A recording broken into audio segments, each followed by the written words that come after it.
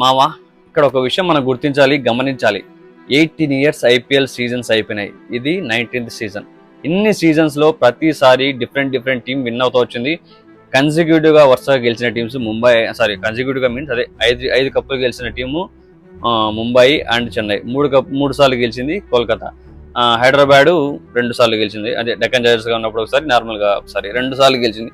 So ఇలా ప్రతి team ఒక్కొక్కటి గెలిచినాయి. ఇప్పటి వరకు గెలవని టీంలు ఢిల్లీ, రాజస్థాన్ ఒకటి ఫస్ట్ సీజన్ లో రాజస్థాన్ గెలిచింది. ఒక్కొక్కటి ఇప్పుడు ఆర్సీబీ నిన్న 18th సీజన్ లో గెలిచింది అనమాట.